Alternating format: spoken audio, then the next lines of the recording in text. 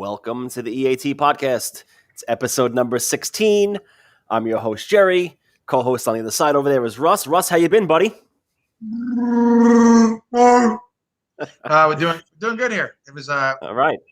Another year older, turned 38 this week, and happy birthday, buddy! Happy birthday! So we're excited, and moving forward, and gonna make it a good 38.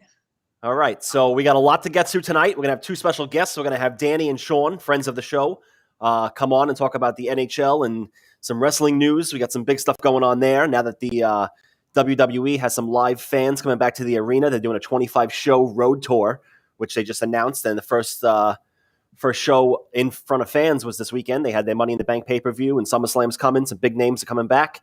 We'll get into that. We'll get into the expansion draft. We'll get into baseball, NBA Finals. We got a whole bunch of stuff going on. But first, let's get to current events. Russ, Bezos going up into space.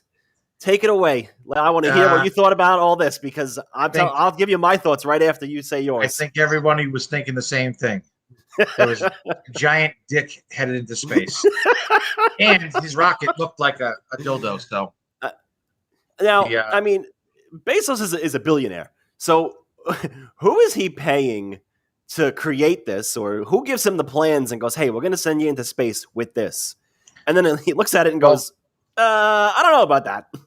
Well, he's got the money to do it, and I guess it's kind of funny to think of all the world's problems. These guys are throwing away billions to go to space. But, I mean, listen, I guess in the end, the technology they help develop, to get further and find out what's out there. And I laugh because one kid, an 18-year-old kid, went up, and his father paid $28 million so that he could go. And I did like him taking the 80-year-old woman, the NASA woman there that was denied. That was actually kind of a cool move. But yep, this is the race of the billionaires, I guess. I mean, it's kind of cool, but just in the end, I guess, unless it contributes to NASA's future plans, it's just one giant waste of money. But I'm not gonna lie, if I want a shitload of money, I guess it'd be kind of cool to go, up into the atmosphere there. And so let me ask you quick. Word has come out that Blue Origin, which is the company behind this with Bezos, has taken in $100 million in tickets. I mean, it's not a lot of money.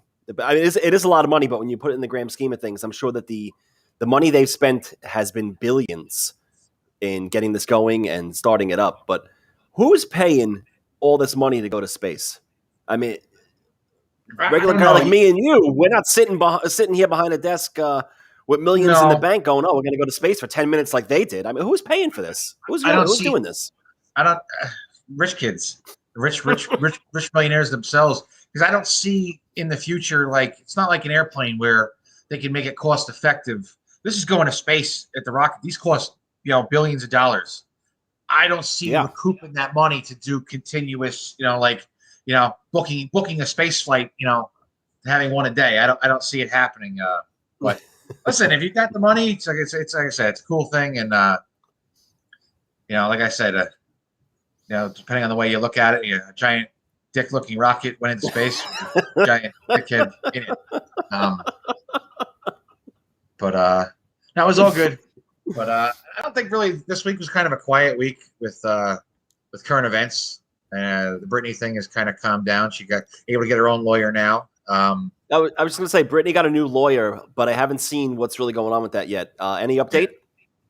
No, I know she shit on her father in an Instagram post and a bunch of people. Apparently her sister was supposed to be her sports system and ended up singing her songs on stage and to remixes and pissed her off. But I mean, other than sports, it really was a quiet week. So as far as I can tell, but we're going to jump right into it and bring on our two special guests, two guys that I've known for a little bit and extremely knowledgeable with hockey, especially the Rangers. But we're going to discuss the goings of the Seattle Kraken, their little folly with their league picks, what's going on with the Rangers, what's going on with the draft, some free agents, and we're going to take it away. And here's Sean, and here is Danny. What's up? Welcome, guys. What's going on, guys? How are you? Welcome to the show. How you doing? Thanks for having us on. Anytime. All right, so Russ, you want to take it away here? Danny and Sure. Sean, both big hockey fans. Let's get right into the Seattle expansion draft yesterday. ESPN showing their first event under the new contract they just signed to broadcast. So what we were thinking is that I was thinking that, and I think you guys might agree, that the NHL scheduled the draft with ESPN, their first big event, to have it at 8 p.m., but made them make all their picks due by like 9 a.m. or 10 a.m., and they ended up all getting leaked. And discussing it with Danny here, personally I could have gave two craps about watching the draft because I already knew who was being picked. And what are your thoughts on that, Danny? Yeah, exactly. I was like, I'm not even bothering. The only one that was a holdout was we didn't know Detroit until late, like 5 p.m. Like because they released that was the only one that I think that was the only pick nobody knew about, and it was Dennis, the defenseman, Dennis Cholowski. Yeah, Cholowski. We're gonna have a lot of trouble with a lot of names. God, I like that player too. Yeah, I'm surprised. Oh, and I saw the clip of whose name got botched. They used the Skittles guy. Marshawn Lynch. Marshawn Lynch. He tried to read it, and then he was leaving Kevin Weeks hanging. He was trying to give him a bro hug, a bro shake, and he's like, "Don't leave me hanging, bud." Well, I did laugh at Chris Fowler calling the Carolina Hurricanes the Carolina Panthers. Yeah.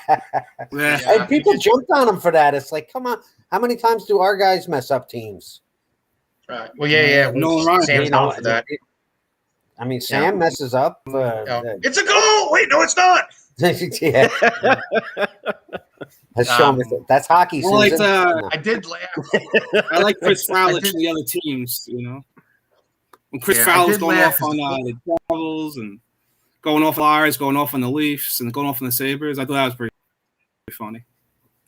I did notice that the Panthers, the Florida Panthers, did jump on it and told the Carolina Hurricanes Twitter that they could, come join them for a little bit. And I know, Sean, I think it was you that was a little critical of the college interns running hockey teams Twitters lately. Was that you? Oh, yeah, I read fucking high school stuff. It's like, hey, listen, I think it's pretty entertaining. I guess I'm not on that generation. It's for a different demographic. I guess. I thought it was pretty good. Did you feel that there was any unusual picks? Like, I'm surprised that I still don't understand the Giordano thing. Why is Calgary letting him go? I mean, he's going to be 38. I mean, he's got 1 year. I think it's 1 year left. I don't see how he really helps. I mean, you want a veteran, I guess, but I don't see how he helps other than this year with Seattle. And judging by the roster, I mean, I think a lot of people said that about Vegas too, that this roster looks like crap, and it turned out to be something really good. But I don't see it with the Kraken here. And I don't see where like a pick like Giordano, or why wouldn't you take a chance with a Voracek or even a Tarasenko? I understand Price. There's a litany of issues with that.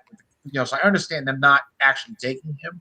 But why not take a chance on anybody else? A lot of these names, I'm looking at them like that's who they took.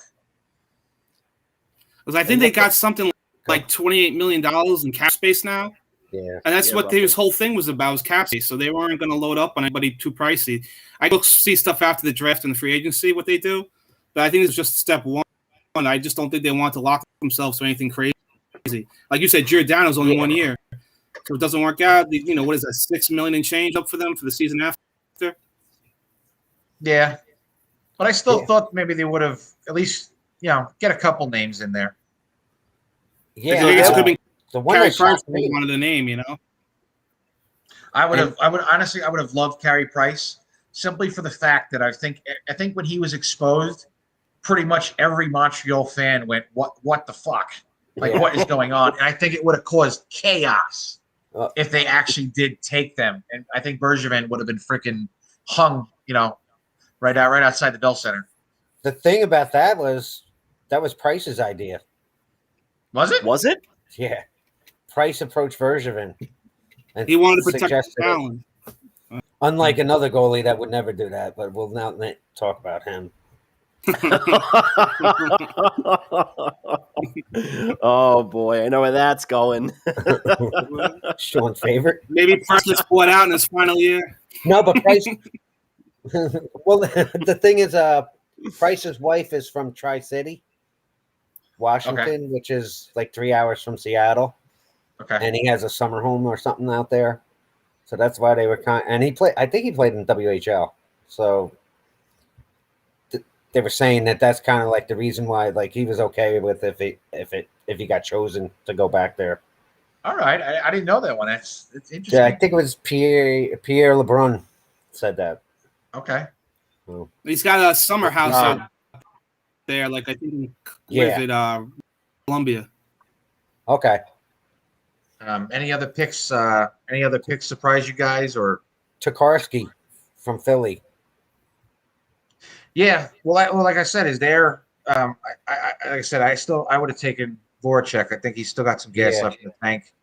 I like him though, Tokarski, because he's I think the first year that he played under AV, he was like, I remember he was mashing people in like preseason, and then the first couple of weeks he was doing pretty well, and next thing you know, I see like he was not playing, and then sent down to AHL. So I don't know if he had a brain fart, and then he's like done. You know how they blacklist certain players. So I don't know why he fell out of favor with them, but but he's only 23. But like you said, I But Francis also has a connection with him too, right? Who? Ron Francis. I think Francis has a connection with him. I think you're right, because I think he did come from California. Oh, and the other guy too from Carolina. They took Geeky. They took Geeky. I was confused about the Yanni Gord thing. They took Gord, which I like, but then he says he's got to miss 4 months with surgery. Yeah. I'm wondering why they would take a chance on that, and they said there was no deal. I think it's kind of an odd choice to take a guy that needs surgery right off the bat. They got enough. I don't even know if they got enough forwards to fill a spot. They drafted all defense. I was just going to say that this team was built with goalies being good or great. I mean, the guy from Washington had a great year. The guy from Florida had a great year. Then you look at the defense that they added. They added Vince Dunn. They added Giordano. They added a guy from Minnesota. I mean, they added some bangers and some big guys for defense. They obviously built their team from the back end out. Right. But the question mark is definitely the forwards going forward. No pun intended. Going forward. My question on the back end, aside from Giordano, is a guy like Vince Dunn, who I know the Rangers, everybody was talking about it, last year about, acquiring this kid and how good he is. And I'm surprised that I guess he fell off the wagon and they let him get exposed. I think he's young enough to make a difference there. I'm surprised that Tanev got exposed in Pittsburgh. Aside from his crazy eyes look in his photos, they have to use that one, right? I think he's a hell of a player. I like Tanev too. Yeah, he played very well against us. Seems like he's an excellent forechecker. Plays with an edge to his game. I'm surprised some of these people did that. What do you call it? As far as where we go, the Colin Blackwell thing. I was talking to Jerry about it. I guess I'm kind of surprised they took Blackwell and not Gauthier, because Blackwell's going to be 28. Yeah. And I was explaining to Jerry, he played very well for us last year. And I'm surprised they didn't want to try to keep him. But my reasoning was, guy's been in the AHL for 6-7 years and has not done a single fucking thing. And then last year was the only year he did anything. So I was surprised that they wouldn't take the young kid, who's got size and speed, but just hasn't put it together yet. Yeah, that's I think he drafted him too. I think Francis drafted him in Carolina too, or he might have been. The thing is, he also comes from Carolina, so that was another thing I thought that Gauthier would go there. But and then who's the other one? Well, Jordan Eberle left the Islanders, which I think that's gonna, unless you're bringing in another guy to play center for them. And the rumor is Landeskog, which, I mean, good luck. I hope you're going to overpay for that guy.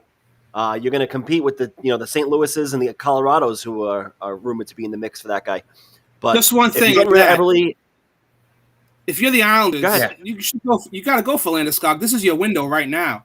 Look what Tampa did with McDonough. They overpaid McDonough, and they won 2 Stanley Cups. If you're the Islanders where they are right now, I think you pay him and hope for the first these next 2-3 years you win. If you win in those 2-3 years, you're fine. And I hate to say it as a Ranger fan, Yeah, Yeah, I agree with you. I was hoping that Seattle would take not Wallstrom, Kiefer Bellows, because then that would leave the Islanders in a lurch. Yeah, Because that would remove like $950K instead of 5.5 Eberle makes or 5.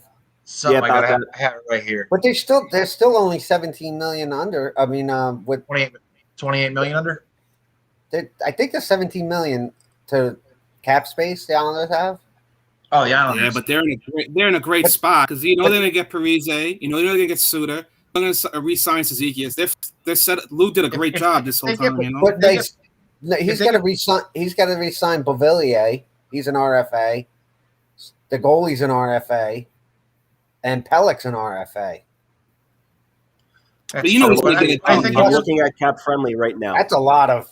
I think though, with Sean saying signing Parise and Suter, they're getting paid their buyout, so they're going to take cheap contracts because they're already getting their money. They should. And a shipment of Geritol. Yeah. But you know what though, Suter I think still played pretty well. Yeah, he did. He played 22 minutes. Yeah, they both still played well, and I think that Minnesota is going to be fucked contract wise because their cap hit with their buyouts.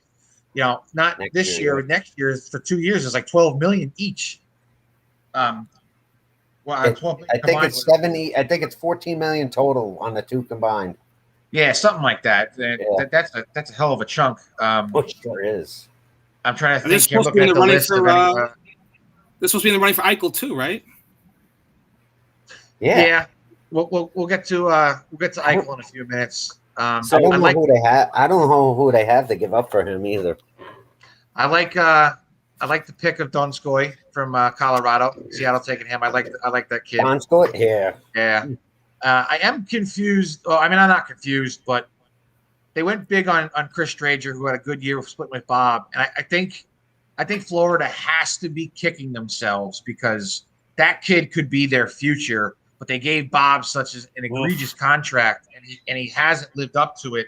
That they had no choice that they're not going to pay Dreger when you have Bob starting there. So I think they're kicking themselves that they gave Bobrovsky that contract. Well, they have Spencer Knight. Bobrovsky contract never made sense. Well, yes, they have Spencer Knight as well, but Dreger had a really good year, and they were going to have to get paid. So. What was that, Sean? I said that Bobrovsky contract never made sense. Like those. No, it never did. They won. Yeah, they overpaid for him well, and I didn't see much out of Bobrovsky in Columbus in the playoffs. It looks like he faltered in the playoffs, and I don't think he could handle the pressure. The one series against Tampa, that was it. Yeah, and then you got Seattle taking Vitek Vanacek, who had a decent year. I guess that opens the door for Hank to come in with was it Samsonov? Yeah. Yep. So I'm wondering how that's going to be, and I know Sean's favorite player was Hank, so Uh, I think he's coming back to the Rangers. Yeah, I was wondering that too. Has there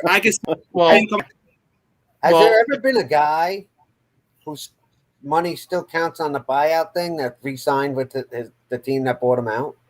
That's an interesting question. I know when you get bought out. Yeah, when you get bought out, you can't re-sign that year, obviously. Yeah, but the year's passed already. But the year's passed now. And I can see, I know that I read the other day that a couple teams have asked about Georgiev, but the want back is a first-round pick, and teams are balking at it.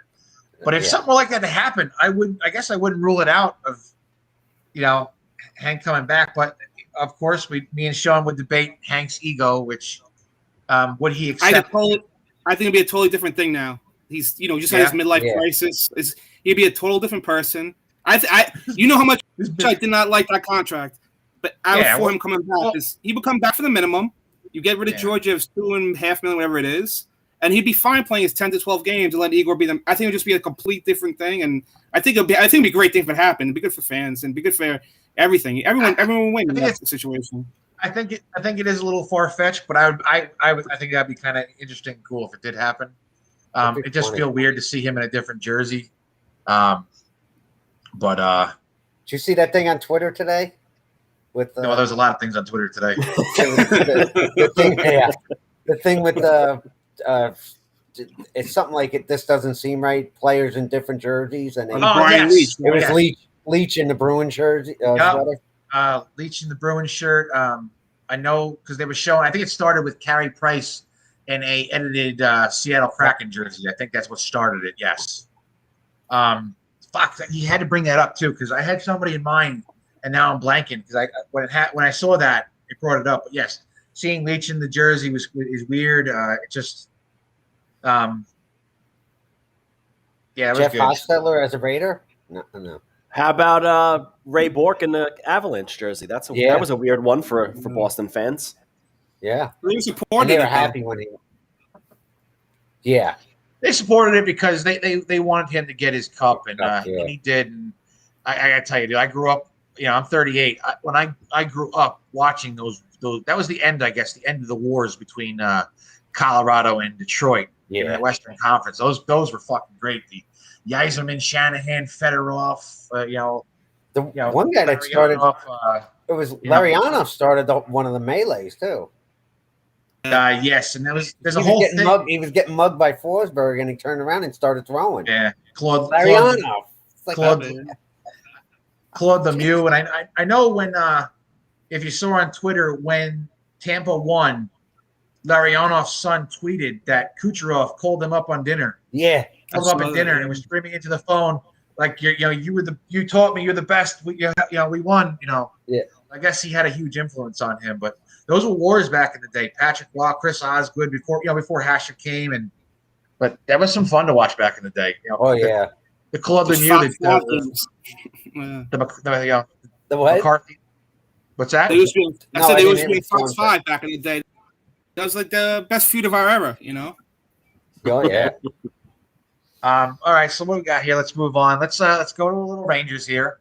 So the Gujarat trade.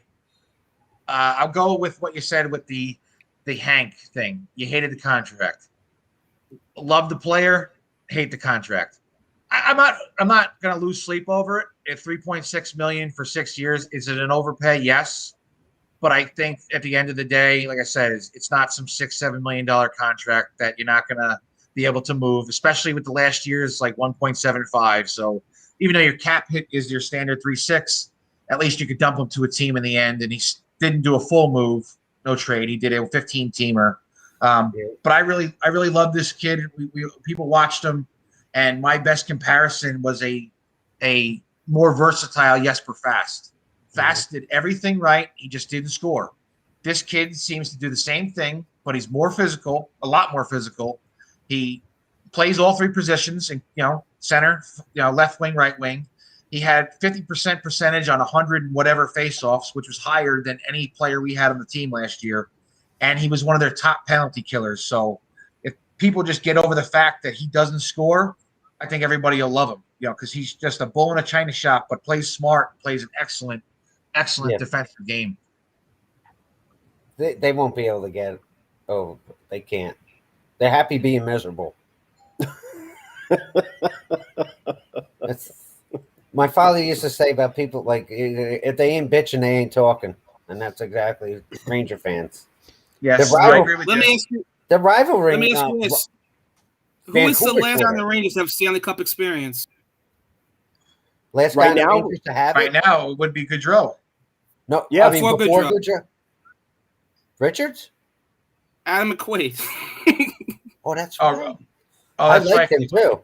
Wait, hold on. Kreider went to the finals with the Rangers in 14. No, I mean, he's winning the cup. Winning the cup. Oh, winning the cup? Oh, he's right. Adam McQuaid with Boston. That's right. You need guys like that in your locker room, so that's why you're overpaying. They don't have a guy like that in the system. Sometimes you got to overpay. $3 million is really not that much when the cap goes up in years, Or here's the thing: is we all hoped that Brandon Lemieux would be that guy, and he was sort of, except he didn't always play smart, took bad penalties, and he wasn't, obviously he didn't take face-offs, and he wasn't that great of a, didn't really play much, with penalty kill as much. So the Gaudreau is what you want with the grit and physical player that's extremely versatile. And like you said, Danny, if he doesn't score, 20 goals, he's a bum, he's lost. But any real hockey fan is going to understand that you need guys like this, and and it's like if you look at the team, it's not like this guy played with Stamkos, not even he's not really facing the team anymore. It's not he played with Kucherov. He played with Yanni Gordon, Blake Coleman. So they're decent players, but it's not like he had superstars to make him look good. He made himself look good. Yeah. Exactly. Just wait until the playoffs with him. That's all. Yeah. Well, we gotta get there first. So and scoring, and people act like when somebody scores 20 goals, they're like, that's no big deal. It's freaking hard to score a goal in the NHL. You put up 20, that's a pretty darn good season. It is, because they look at like what Ovechkin does, which that's an aberration. Nobody does what he does. No, I mean everybody knows he's getting that one timer from the circle, and they still can't stop it. Yeah, it's just his shot is amazing. I love to see the comparisons of people the other day. People put how would Ovechkin do in Gretzky's days? Oh yeah, and I don't think forget it. I don't think people realize that a player like Ovechkin would even beat Gretzky's stuff, because people say, oh well, it was more physical back then.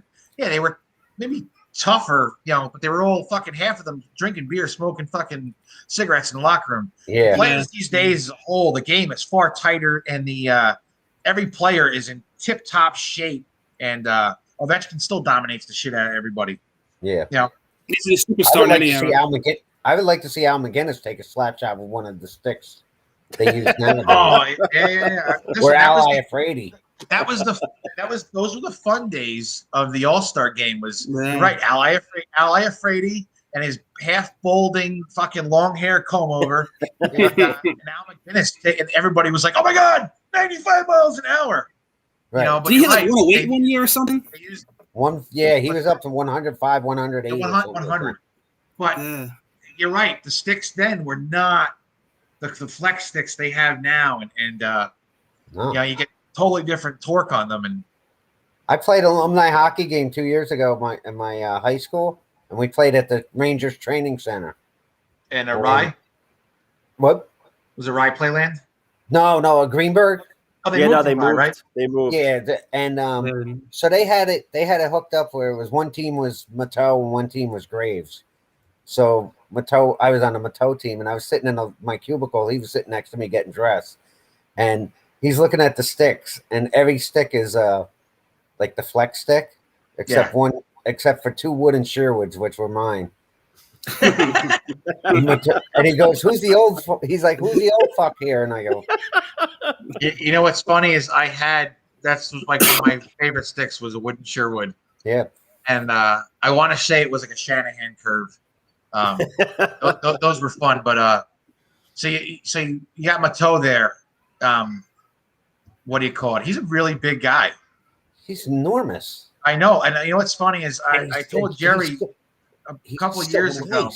I know, a couple of years ago, I worked security at well, I still sort of do. I haven't really since the pandemic, but I worked security at Mulcahy's in Nassau County, and they had my boss called me, and he's like, "Listen, I need you to work an event during the week." And I'm like, "I don't fucking work an event during the week, dude. Like, I have a day job." And he's like, "No, they're doing like some head of Madison Square Garden is retiring, and a bunch of the '94 Rangers are going to be there." And he's like, "You can work, but you can also mingle." And I was like, "I'm going to work during the week." I remember when that happened. Yeah. I end up. Richter was there. I had a nice conversation with Leach, Kovalov, Graves, Mateau, Messier. All were there, and all of them are. I'm not tall, but I'm a big guy. Sean knows me. I'm a big guy. They all I'm like were astonished at how big these guys really were in person. Yeah, and Kovalov looked like he could run a KGB fucking hit squad like now. Like this man looks like he could take a 10-mile trek through the mountains carrying an MP5 and hunt you down without breaking a sweat. And Matteau and all of them, I was surprised at how big these guys actually were. And on a side note, I mean, they all were great. Richter was great. Adam Graves, nicest fucking guy in the world. Yep, that's what everybody says. Guys are sweet. I showed him a picture of my kids when they were born, my 2 kids in Ranger jerseys. And he called over his wife and was like, honey, come look at this. That man stayed till everybody was gone, thanked everybody, and took pictures. One of the nicest guys I ever met. But I couldn't believe how just big they were. Yeah. And it's pretty funny just to see these guys in person. And you're like, I'm like looking up at them like, holy shit, this guy's a fucking mountain. But, and they're thick, they're wide, and they're big and they're wide. And I went out to drink with Pete Semkowski a couple of weeks ago, whatever it was, a couple months ago. Guy's I remember you talking about it. Guy's almost 80 years old. He's still built pretty good, And he's still, looking up at him, I remember. I know he shit on me because I was talking to a devil, but I got to hang out and have drinks with Grant Marshall one night. And a friend of mine was friends with Grant Marshall. He played defense for the Devils. He was Minnesota before that, right? Yes, Minnesota going to Dallas, and he won the cup with Dallas. So we had a conversation, and what do you call it? I want to say Brendan Morrow was like a young kid. And I remember him telling me a story about, I think he was dating one of the guys on the team's daughter. And he's like, oh yeah, he lost his virginity on my couch. There was, telling me these stories. I want to say it was Brendan Moore, but I could totally be wrong. But he let me try on his ring, even though it was a Devil's ring. And this one got mad at me because I was talking with the enemy. It's like, so what? Telling me some stories about Brett Hull and all the shit going on with Dallas and whatnot. But I remember one thing is he gives me his ring. This man had hands like just a bear paw. Yeah. I mean, skull and crush it. When I moved to Florida in 97 and then I moved back up in 99. But my last night down there, it was in November. It was like September, October. I was playing in a men's league in Sarasota, Florida, and Jacques Lemaire was on my team. But he missed every game. So I used to call the guy. I go, this is going to be my last game. Is Jacques going to be there? They're like, yeah. So I get up there. So I'm playing hockey with Jacques Lemaire. And I'm like, I'm watching. And he's taking snapshots from the blue line and warm-ups. And it's just like, you could hear it just sizzling through the air. He's like 60 years old at the time or whatever. He's like, wham, wham. I'm like, holy shit.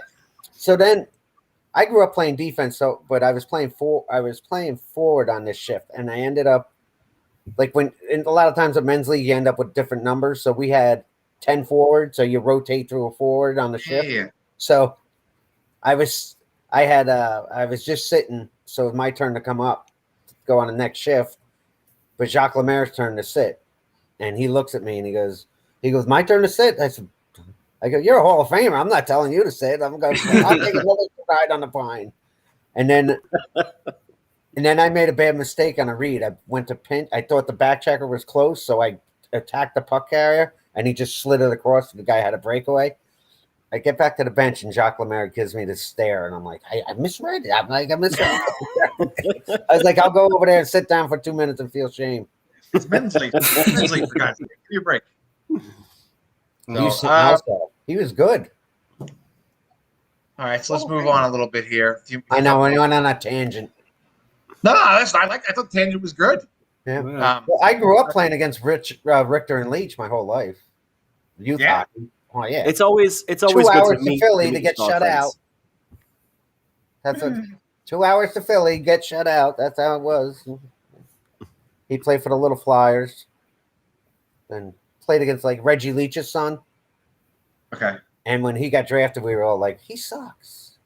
He got drafted by the Penguins. He got drafted by the Penguins. Or our whole hockey team was like, he sucks, But got to meet his father too. It's a cool guy. How's the artwork coming, Sean? The artwork for the book? Yeah. Yeah, I'm supposed to get my samples tomorrow. I'm supposed to get 3 samples tomorrow. Good. All right, we can jump into that for a second. Sean, you got a book coming out, or at least going to an editor and working on artwork for it. Just tell people what it's about roughly. Yeah, it's called the New York Rangers Rink of Honor and the Rafters on Madison Square Garden. And it basically honors everyone Rangers don't honor today. The first half of the book pretty much is telling you Frank Boucher's there. He's at the he's in the Rafters part of the book. You know, there's a rink of honor thing I put out there where I think the Rangers should have a museum in Madison Square Garden, like how Montreal has, and just honor like like the Ron Duguay types, the Nick Fatui types, guys who you just don't talk about, and then about the Rafters, about guys like Emile Francis, Lester Patrick, even Gresham I have in there. And it's basically a whole history book, tells you everything that's ever happened. Like, a lot of people don't even know. The Rangers won 3 cups in the first 14 years, but they also had 3 finals too. And it talks about the circus, the travel. So it's all about history, a bunch of family testimonials in it from like Chuck Rayner's family and Davey Kerr's family wrote stuff for it. So it's pretty much about the whole 95 years of Rangers history and all like the fan favorites. I'm looking forward to it. Yeah, that sounds very interesting. Yeah. All right, so moving over here, we'll get into a little free agency. I think it's a good possibility that Landeskog leaves. I mean, I don't know that I would. This is their time is now to win. The time was last season. It was, but I still don't think it's over. I mean, as long as you have Mikko Rantanen and McKinnon there. Yeah, they got that stud on the blue line now. Car. That could be a double whammy, but they both might leave. Yeah, so I don't see why they would let him go. I would think if anything, listen, as long as you carry those, pay him the money, worry about your cap in a couple of years because your time is now. But I think things are starting to go sour there. And like you said, if he's going to be free and really leave, you're right. Out of all teams, the Islanders, definitely take a shot at him. Are you sold on Grubauer as your Stanley Cup goalie? No, but Grubauer is a free agent, isn't he? He is a free agent. So I have the list right here, guys. Real quick, let me rattle off the top 10 names of the free agency period that's about to start on July 28th. The top 10 names as of now: Ovechkin, Landeskog, Tuukka Rask, Dougie Hamilton. Nugent Hopkins was on the list, but he did re-sign with the Oilers. Mm-hmm. You have Grubauer, Tyson Barrie, David Krejci, Taylor Hall, who's rumored to be signing a 4-year deal with Boston at $6 million a year, and Zach Hyman. Of those guys, I wouldn't say top 10. I wouldn't say top 10, but I would note that I think Mike Smith re-signed with Edmonton too, right? Yeah. Yes, he did. Yeah, 2 years. Yeah, but I don't think Hyman's supposed to sign in Edmonton. So right away off the bat, you have Nugent Hopkins, you have Hall, you have Hyman, you have these guys coming off that list.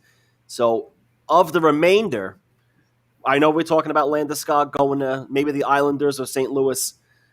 Do you see anybody else leaving? I mean, do you think Rask resigns in Boston? Do you think Krejci resigns and they try and make a run?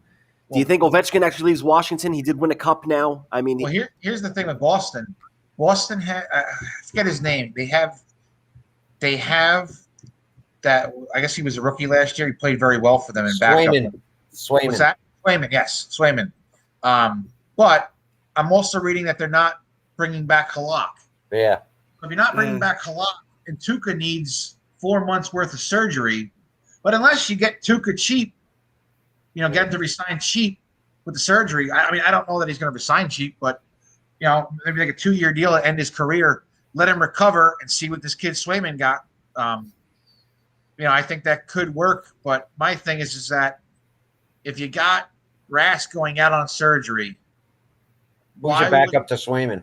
Yeah, that's what I'm saying. Is if you're letting Halak go, what are you doing there? I would at least want Halak. Halak's not going to command a lot of money. I'd at least want him to back up Swayman, or at least split time with him to see if Swayman's the real deal. Then, if Tuukka wants to come back, you could always, if Halak's playing well, you could always use him as trade bait. Yeah. Send him to the Islanders so he can shut out the Rangers. I don't know that David Krejci interested in Halak. What's that? I heard Tampa's interested in Halak. Oh, really? Yeah, as a cheap backup. Yeah, Yeah. listen, and the guy's got experience. I think Halak. Halak's one of those guys that never was really the outright starter. I mean, a little bit in the Islanders for a little bit, but never truly was the main star. But always played really well. I mean, he led Montreal in the playoffs that one year was outstanding. And then he went to St. Louis, and I don't think he was that great in St. Louis. That year he was led Montreal. That was Carey Price's rookie year, I think, or like he was just called up or something like that. And I think Price, Price didn't do well, and then Halak came in and just took off with him. Yeah, he was out of control. I think that's what got him a contract with St. Louis. Looking at this list here, David Krejci, great player, but I think he's on the downside. He's much older now, and I don't know if he's going to re-sign, but I don't know how much value he has left. He had a great career in Boston, and but I think he's over. Over the hill. And I think he stays. Time. I think he stays. I think Ross stays too. All those Boston guys are kind of close knit, and they've taken less money before. Like the top line took less money, so I think they'll work something out. Boston has $26 million in cap space according to Cap Friendly, and both their goalies are UFAs, but they have 4 goalies in the pipeline. So besides Swayman, they have 3 others. If they wanted to go young back there, I don't know if that's the route they want to go. Because, yes, they're a team to win now or compete now, and if you throw a rookie back there, is he really going to be able to handle the load by himself with another young rookie-type backup? But and they're thin on D. Yeah, they are thin on D. Because they just lost another one yesterday. They lost Lazan, And I was like, oh, I thought he was pretty good. Not Norris Trophy, but he they have 5 guys on defense right now signed with a couple of UFAs. Mike Riley and Jared Tenorti, but they got 5 other guys signed. I'm still so curious. They got to add a guy or 2. Did they bring Chara back? I was just gonna bring up Chara. I'm surprised. I'm surprised that Chara leaving and signed for such a minuscule amount in Washington that they couldn't work. They wouldn't have re-signed him. And at the same time, obviously, we signed Jack Johnson so quick out of the gate, which ended up being just a shit move. And that half me was like, fuck, you signed Johnson for whatever. It's basically the same money, if not less, for Chara. I would have rather taken a flyer on fucking Chara. I don't think Chara would have signed with the Rangers, though. He wanted to win a cup. Yeah. Yeah, they weren't going to win. Going into last season, we weren't cup contenders. But the way we ended the previous season up until the bubble, you would have thought that we were a fringe playoff team that could playoff picture. I wouldn't have put us as a cup contender for the last year, no. But going into this last season, I at least thought they were going to make the playoffs. And then obviously, Mika having COVID and then not coming back, and then Panarin getting fucking suspended by the KGB. But I would like to know if that whole story. I don't think we'll ever find it out. No, I don't think so either. I have a feeling that they threatened his family and he needed to take care of some things because something went on there. And I know I liked that a lot of his teammates from the KHL immediately came out and defended him. And we're like, no, this coach is an asshole. This player was an asshole. He's now a coach. He's a liar. And they came out and defended him. So you knew it was bullshit. You knew it was BS from day one, Yeah. Oh, yeah. Like I think he really feared for his family's safety. I don't think that was a front. Yeah. Same with grandparents too, because his father-in-law or whatever his future father-in-law is a coach there too. Yeah. I don't see him missing that many games and being out for something small. It had to be really serious, something like that. But speaking of Russians, we'll move over to Ovechkin. Do you think that he's waiting to see if they go to the Olympics or not, whether he wants to re-sign right away? You think he would hold out? I think so. And I think he would. But my only thing is that it's got in the back of his mind because it isn't everybody else's. He has the chance to catch Gretzky. But he's got to continue. If you take time off now and waste the season, He's not going to do it. You got to think that's in the back of his mind. And if there's one player that I think has the chance, it's him because he just still continues to, like I said, they know it's coming. He sits at the top of the circle and just blasts the one-timer, and you can't stop it. He's so accurate with that. And he's such he's such a natural just goal scorer. He really is. Think how close he Yager who broke it too. What's that? It should have been Yager who broke it. He lost all that time with the lockout and the rush and all that.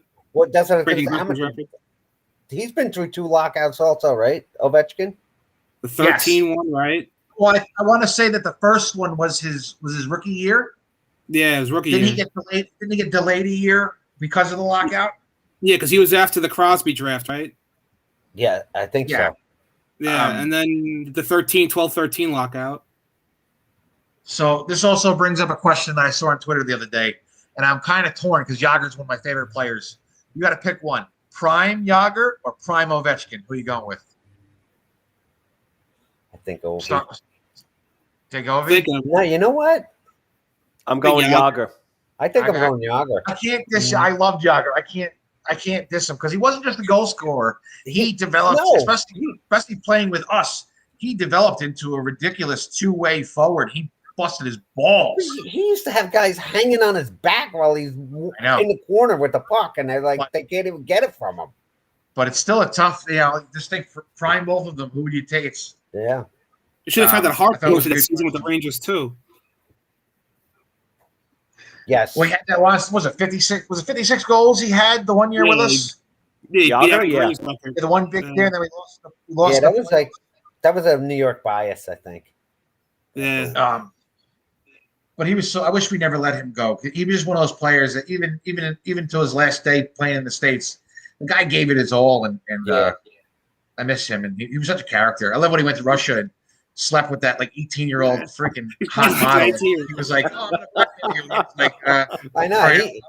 He'd get the picture. Yeah. He was like, "I don't give a shit. I'll post it myself." We'll keep. Didn't she try to extort him? Yeah, and he ended up saying, "Yeah." She tried to extort him with pictures, and he was like, "All right, well, give me the pictures. I'll post them myself and put them on like Instagram or Twitter." And was like, "Here, I'm sleeping with an 18-year-old." And wasn't it like somebody's was it somebody's ex-fiance or girlfriend of a teammate or something? I have no idea. I don't know about that, but that's a heck of a story. That's a twist. Yeah. If it was something like that. Yeah, she tried to extort him, and he was like, "All right, I'm 45, and you're 20, and you're hot. Fuck it, here we go." I think she's Marty Berdore's sister-in-law, or the maid.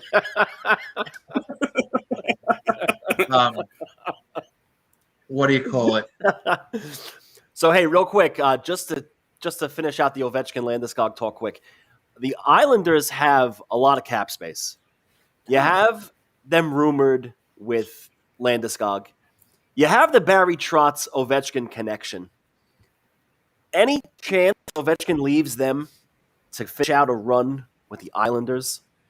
No. I mean, they are today's team right now. As much as we are Ranger fans and hate them and hope they don't go anywhere in the playoffs, being this close and 1 or 2 pieces away, you add Ovechkin to the team, you're instantly in the finals. I think you add Landeskog to this team, you're instantly in the conversation of going Game 7 against Tampa or whoever in the Eastern Conference Finals. Could they pry away Ovechkin from Washington, do you think? I don't think so. I don't know. No? I think he's a capital for life. Think so? How much Based on that next contract to be, though?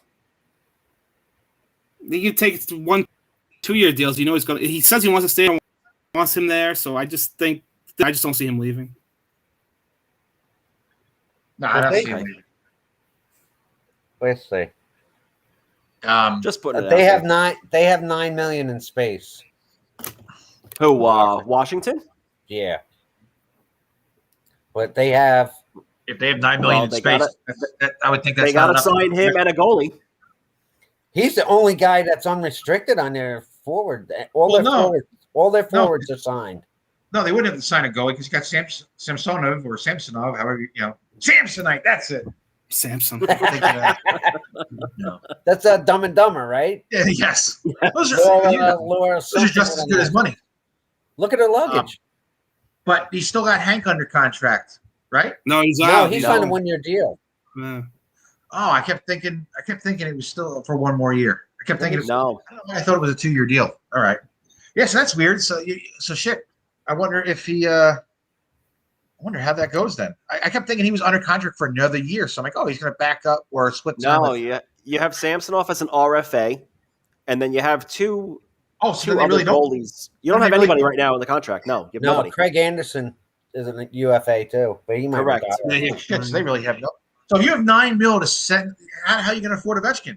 You have nine Unless he does like a Chara thing. Yeah, I don't see him doing. I don't know if I see him staying home. Collecting what he's collecting and go, hey, you know what? I'm gonna stay here for for $1 million. Shit, Was he already made what, 120 that. million with them already? What's that? He's made what, 120 million with them already? Something crazy. Something crazy like that. Yeah, but so I can see him taking less. You have no goalies. 123, Sean. 123. Okay, yeah. You have no goalies signed for Washington right now, so you got to sign a goalie. And if you're going to bring up somebody from the minors or not as a backup, that's fine. You only have 6 defensemen signed. Chara's a UFA. I don't know if he's coming back for 1 more year at $1 million or whatever, discount type deal to make a run with them. But you're going to have to bring up or sign a 7th defenseman. And you have Ovechkin, where it's going to be at least, I would say, $10 million. I don't think he's taking less than that. So they're going to have to make some kind of move. You got a bunch of guys that you could trade away. It's interesting. It really is at Washington because they're at the cap after you give money to Ovechkin. Well, they what's his face down? I forgot they drafted him, Hendrix Laperriere, but I don't think he's ready yet. Well, we might find out. So moving along here, I can tell you this is one of our longest interviews, but I'm enjoying it. So yeah, it's great. Absolutely, interactive and entertaining ones. We'll stay in the Russian movement here. Kaprizov, he got an offer from CSK Moscow. And he did? Yes. Yeah. They reported that he got an offer to go back, and things are not going well with Minnesota. And I got to think. I don't know what's going on. Like I said, is rather than buy out Suter and Parisi, why not try to trade them and retain salary for a year? And see if you get somebody to bite or retain salary for a little bit rather than take that crazy long. Because they both had now they have an enormous. They only had 4 years left or 3 years left. So they have 7 years of cap hits. They had 4 years left. Yeah, each. So I would have. My thing is now you're gonna have that massive cap hit. What are you gonna give Kaprizov? And then I don't think we've ever seen a kid win the Calder and then go back overseas to Russia and be like, peace out. I'm out. He's not a real kid either. He's 25 already, right? Yeah. What? I mean, you see kids come over here and struggle, like even like a Krasnov. He struggled, went back. I mean, obviously, he came back and we established good terms with him. But you see kids struggle and go back. We've never seen one win the fucking Rookie of the Year and leave. Yeah, because what was he going back for a wedding? And then that's when the rumor started that he's not. And then now it's more than a rumor. I just saw the draw, and he probably went over there and landed on the plane for the wedding, and probably became probably half of a national hero, and they're praising him like he's the next coming of Ovechkin, and probably went over there and been treated like a god. Said, he wants to go back now. Wow. The thing with Minnesota, I think a lot of these guys, they don't want to tie up. I think he wants the long. He wants like $11 million a year, or that. But he wants right, Russ? That was the number floated out. He wants the 8-year contract, I think. Yeah, and I think it's kind of hard. I think Minnesota wants to give him, or he wants a 2-year contract so he could be an unrestricted free agent. But it's Minnesota wants to go longer, so they tie him up. Yeah, it's a tough call for them. They risk if they lose him, it'll be incredible. You have a kid that you draft and he wins the Rookie of the Year and then leaves. They waited a long time. I mean, that's 7 years they waited for him. Yeah. Yeah, that's crazy. Because what, they drafted him when he was 18. Yeah. So Minnesota has $29 million in cap space right now. And that's Not all the new including what's tied up. Because you got to remember, Fenton screwed him with a lot of bad contracts before he got fired. The Zuccarello deal, and then they fired Fenton, and they brought Guerin. I think Guerin's just trying to bring his own guys in, just trying to wipe out the old mistakes, Yes, So right- that Zuccarello contract was a head scratcher. And then they It's fired $6 million a year for 3 more years. That's Yeah, it's going to be interesting to see what goes on there. They only have 3 defensemen signed also right now, so they have to add a bunch. Yeah. Well, what do you got? What do you got there? You got Spurgeon. You got who's their Dumba. captain? You got Dumba. And And I Broden. know a lot of people were upset. Not that they kept Dumba, but they didn't. They let Saucy be unprotected to other people. All they did, they made a couple moves to protect Dumba. They say that was also played into the buyouts of Suter. Was they wanted to protect Dumba, and I think he's a good defenseman. But I don't. Maybe I guess from what I looked at, a lot of Minnesota fans were pissed off. But they do have a really good defenseman in the pipeline that they got in the Jason Zucker trade. I don't know if they're going to move. I think he played a couple games last year. yeah, but still, it's prospects are always you still never know. I mean, listen, we got Niels Lindquist and you got Schneider and Robertson, but so I think they won like East Coast, West Coast juniors, whatever, like best defenseman. But it's until they actually play and get in there, we never know how they're gonna. Don't get me started on that crap. He won the best. He won the best defenseman. I've seen him play. I watched a lot of WHL last year, and he's good. He was actually a guy I wrote down like a lot of notes on, and I watched Edmonton Oil Kings and all that stuff. But this year, these guys to get that award, not to take anything away from them, but they're playing the same team 8 times. Like it wasn't even a full schedule. They were playing the same 3 teams over and over. It's like Hartford. They're like Morgan Barron. Yeah, they played Providence and Bridgeport. That's all they played. Wasn't there one goalie in the Western Juniors that had like some crazy freaking amount of shutouts and goals against, but it was like against the same like 3 teams, and the other 3 were ridiculously terrible?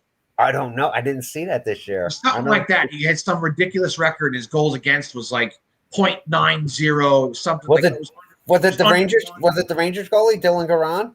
No. Oh wait, was it the kid that's eligible this year, Sebastian Cossa? I don't remember. I just remember looking at him on a goalie thing. People were saying how incredible his record was, but yet it was against like the same 3 teams, and they were blowing them out like 12-1, 12-10, every night. Well, you know who holds the record for most consecutive shutouts in the NHL? Yes, and I'm fuck it. You watched him in the playoffs. You watched him as a commentator in the playoffs. Really? It's with was it Boucher? Brian Boucher? Yes. When he was with Arizona.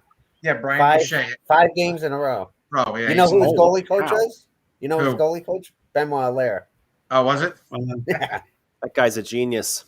Yeah. And I know that the only reason I know that is I heard him on a podcast the other day. And he wasn't bragging. They were asking him about it. So I was like, his son is going to be drafted this year. Oh, is he? Yeah. Tyler. He's one to look What do you out have for. him protected at? He could go in the first round, but he was hurt. He did something to his knee, but he's healthy now. But he missed a lot of games. They didn't get much tape on him. But he's a throwback. He's a banger. All right. I'd like to see. I wish the Rangers had a 2nd-round pick. They don't have a second. They got 2/3 and 3/4. So they got rid of that 2nd-round pick for Adam Fox. Yeah, that one's well worth spent. Well worth it. All right. Oh, So absolutely. let's end our show with a little Rangers draft and a little state of the Rangers before we go. I want Sean Corrali, by the way, free agent. Okay. I like him. Good on draws, penalty killer. Hurts Boston. Well, right now we need a guy good on draws, and like I said, Gaudreau. Gaudreau, like you said, Gaudreau's good. Helps that need. I think Gaudreau's 50%, right? Yes, 50%. But that brings me into the talk of trading Strome.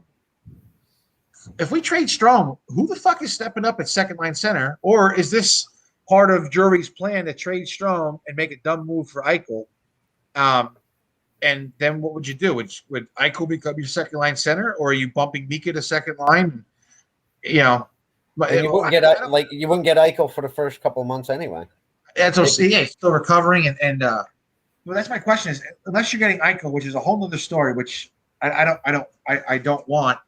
Why are you looking to trade Strome then? If he played so well on that second line, even though I don't believe he's a true second line center, he played extremely well. Roll with it. You know, he's still young. Everybody wants to get rid of him, and I don't know why he's played. I don't get it either.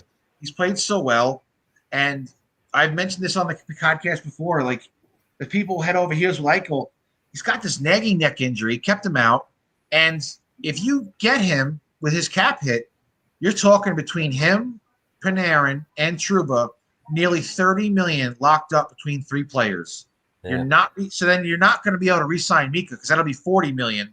Yeah. Between four players, then you're back to square one, losing Mika, and you know we're short on centers again, and you're praying that Morgan Barron, becomes a, I don't think Heedle's going to ascend to a second line center. I think Heedle's pretty much going to bounce career wise between the third and fourth line center, more or less a third. Anyway. What's that? I think Heedle's more of a winger anyway. He's not a true center to me. Yeah, he doesn't have the face-off capabilities that you'd like. So I just don't understand the whole trade and Strome talk. And but I sent you guys. I compiled a list of people that I guess I would think the Rangers would look at center. And you got a good Russian kid in Sevchenkov, or Svechkov, however you say his name. I'm bad with names. Mason McTavish. But I think McTavish is going to go before he even gets to us. Fabian Lysel's been linked to us. Cole Sillinger. I know Oduratty was big in the rankings last year, but has fell. But I'm looking at a very, very deep center draft, and I don't think they're going to trade this pick. I think you have to. And if you look at our prospect pool, we are so defensive heavy, and that's a good thing. I don't see anybody offensively that coming through the pipeline that does anything for me. I mean, like I said, you have Morgan Barron. Okay. We're going to see what Kravtsov does.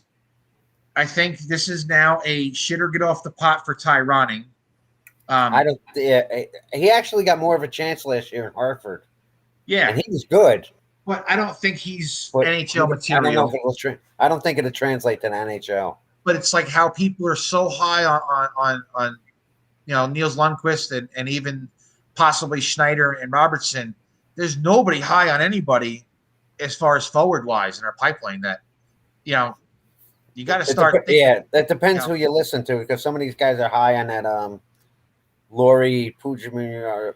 Yeah, I know you're saying Pujamari. Yeah, yes. I'm running with that. What about that center, Hendrickson? Yeah, they have Carl Hendrickson. Hendrickson, yes.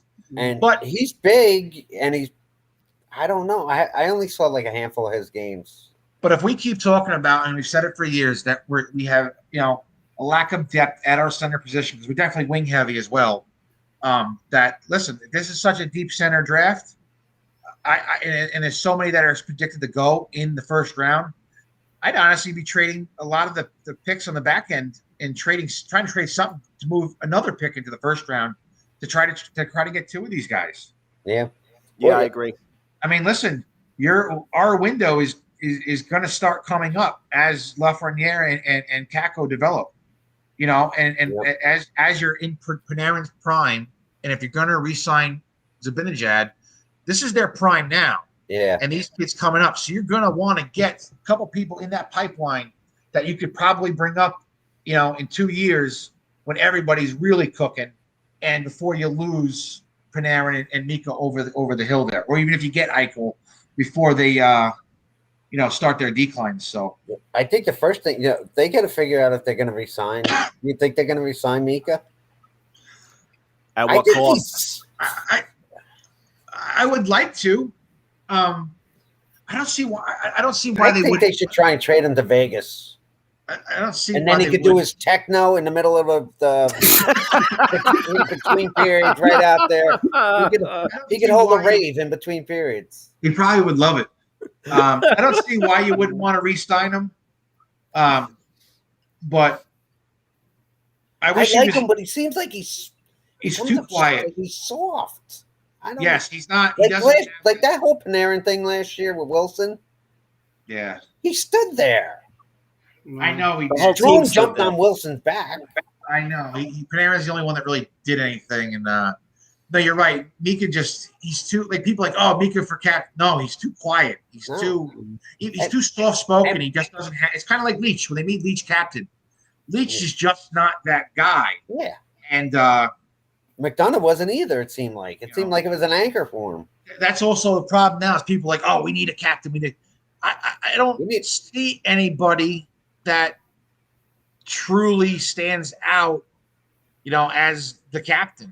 I mean, listen, just because you score a shitload of goals, doesn't mean that automatically you deserve to be captain. Right. But I don't look at a lot of these guys and see a major outspoken person. They all seem to be soft-spoken guys that go out and do their job, and that's not totally what you look for. You look for that guy that's yelling at his teammates in the form of accountability. That's holding his teammates accountable and pumping everybody up.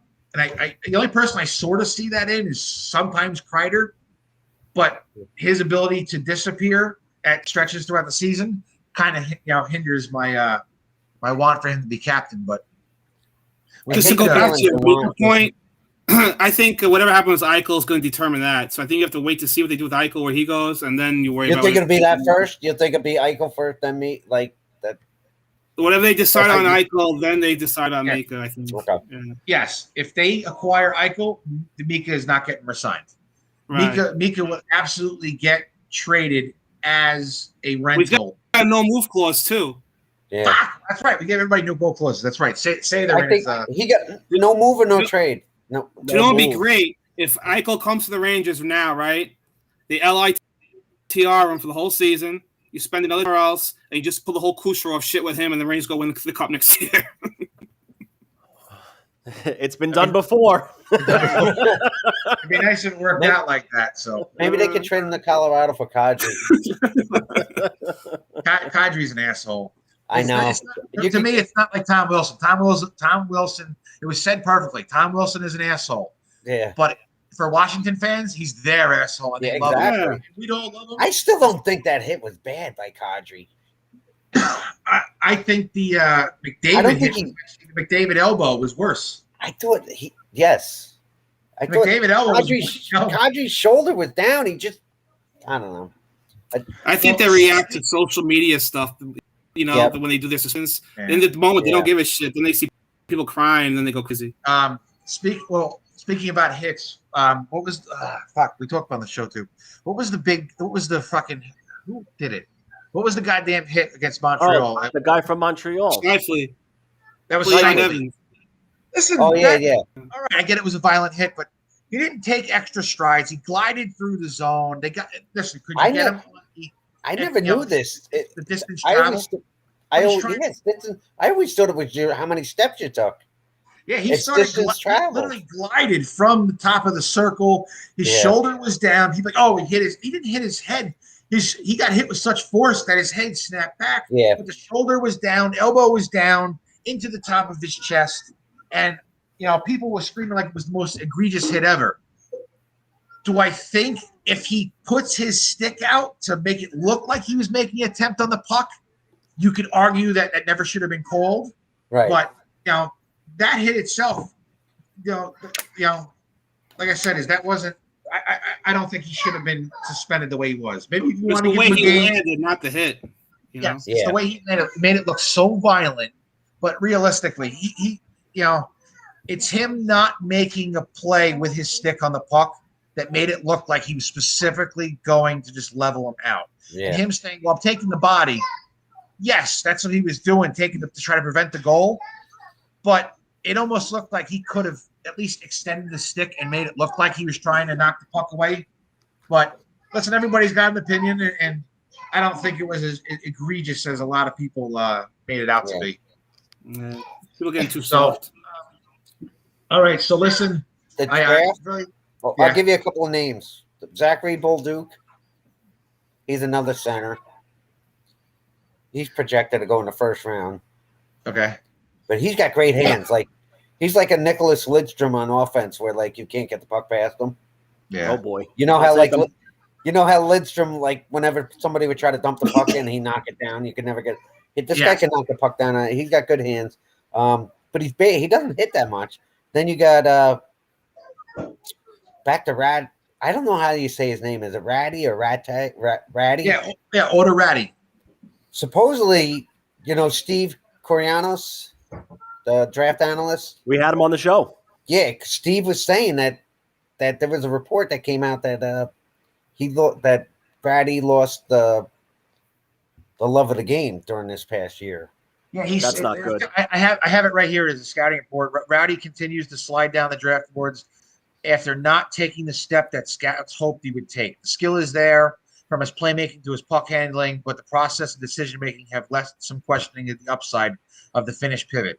He's still the top fit in the class and does have potential to prove his slide down the boards was wrong in the long run. So it looks like you have a kid with skill there, but he was projected top. One of the top centers in the class last year, and now he slid all the way down. I like Samuel Hellenius from Finland. Then you got Zachary Dean. You just reminded me, Gary. You asked me the other day, what was the big fucking defenseman that I couldn't wait to be called up? That was a bruiser, and I couldn't remember. Samuel Nero. Now it comes to you.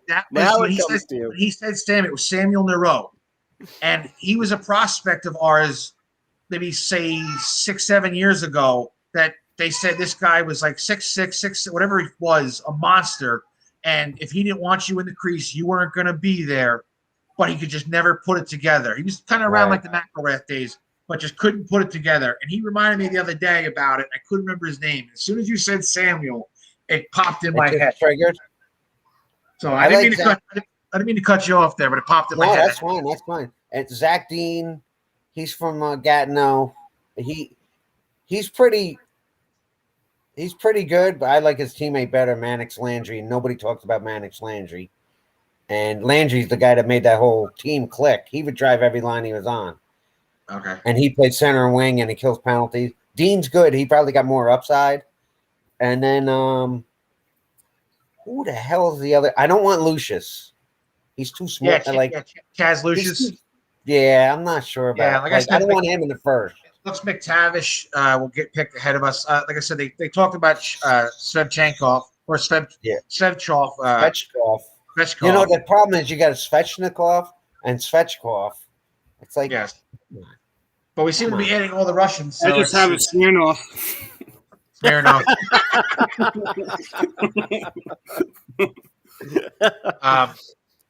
You got a Cole Sillinger here, but like I said, they're all. Another person linked with us was Brendan Ottman. Yes, I think he's a wing now. Oh, Francisco Pinelli, he's another one. He's Ottman's a winger, the Polish guy. No, I'm kidding. What'd you say? Pinelli, the Polish guy. No, he's pretty good too. He's got a good motor. Danny, is Luke Hughes going back to Jersey, you think? Yeah. Yeah. He skates like Quinn, and he's half a foot bigger. Yep. They're going to do that other thing on that team.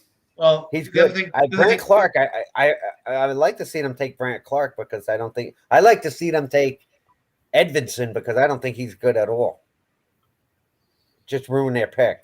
I think he's going to be the overrated pick. I think Edvinson's 5 years away. And is Owen Power still the consensus number one? I mean, I don't think I think he's. I don't think there's a chance he goes. He's good. Do you think he's going to? He said he's going to Michigan because he doesn't want to go to Buffalo. Or you think he was saying that no matter what? So we had the draft analyst on the show a few episodes ago, and I brought up that exact topic to him, and his response to that idea was, You never see a prospect, and especially one projected to go number 1 or number 2 overall in the draft, make a statement like that unless it's coming from somebody inside his camp, whether it's an agent, a family member, a handler, somebody like that who's connected. You don't see that statement come out unless you don't want to go there. So someone, whether it's his own personal preference or somebody in his camp that doesn't want him to go there, floats that out. So Buffalo now thinks, oh, great, we're going to draft this guy, and he's not going to come right away. We're not going to get season tickets. Good for him and the ladies. We're not going to get season tickets to, start selling because this guy's not coming right away. He's going to go back to school for at least 1, if not 3 more years of eligibility that he has. When you start floating that out there, that's not a good play with the first overall pick. And the fact that he actually came out and said that was huge. I wonder if they'll take him. I still think you have to take him, but if you do take him, you're basically fielding the same team you just put out last year, and you're going to be in that top pick lottery conversation again. And the fans in Buffalo, I mean, they're going to – sure, you got the Buffalo Bills who are good now, but what else is going on there? The Toronto Blue Jays are leaving. They just lost their baseball team because Canada's reopening the border. And the hockey team is going to do nothing again. So I don't know if that's definite now because now Canada extended they won't allow people over the border until the 23rd now. It was originally August 9th. Now they just moved it back to the 23rd because they want to see how the Delta bullshit is if it's expanding or not. That might change things. On a side note, I was gonna say, I think if you're Buffalo, if you draft him, you could at least trade him, at least have some kind of asset out of him, Yeah. On a side note, trade back, get 2 picks for him or something like that. The haul for a first overall pick would be huge. Yeah, especially with a team that would like power there. So, real quick, I just got an alert here. New details emerged. I don't know if you heard the thing going on with the Blackhawks scandal with their in 2010. Their coach was the video coach was accused of sexual assault on a player. I don't know if you guys read into this.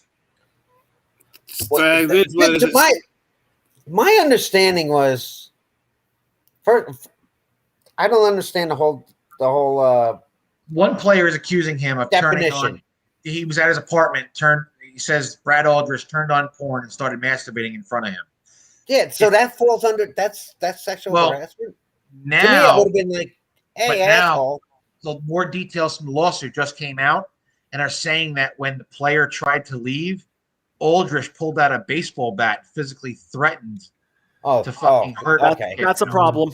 But that just came out now. And it says amended lawsuits details an incident in May 2010 states video coach Brad Aldrich turned on pornography at his apartment and began to masturbate in front of the plaintiff, according to Ben Pope of the Chicago Sun-Times, who provided screenshots of the updated lawsuit.